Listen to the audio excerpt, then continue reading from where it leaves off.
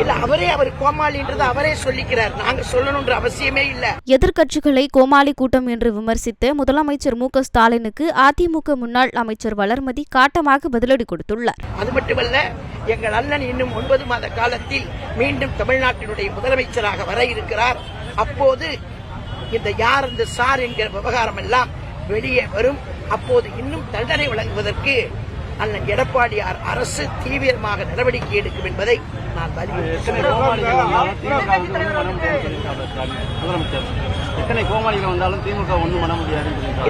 அவர் கோமாளின்றது அவரே சொல்லிக்கிறார். நாங்க சொல்லணும்ன்ற அவசியமே இல்ல. நாடே பார்த்துட்டு இருக்குல்ல யாரு கோமாளின்றது, நாடே பார்த்துட்டு இருக்கிறாங்க. எங்க சினிமா ஷூட்டிங் போல ஷூட்டிங் போறது, அதாவது அவருடைய எல்லா பாவனைகளையும் அவர் கோமாளியா அல்லது இந்த நாட்டிலே வீரமிக்க ஒரு பெரிய முதலமைச்சரான்றதை நாடு பார்த்துட்டு இருக்கு. நாங்க சொல்லணும்ன்ற அவசியம். அது மட்டுமல்ல, எங்கள் அண்ணன் இன்னும் 9 மாத காலத்தில் மீண்டும் தமிழ்நாட்டினுடைய முதலமைச்சராக வர இருக்கிறார்.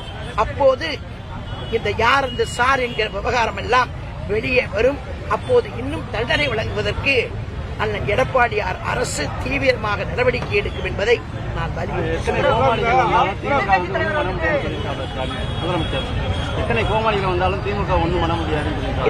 அவர் கோமாளின்றது அவரே சொல்லிக்கிறார். நாங்க சொல்லணும்ன்ற அவசியமே இல்ல.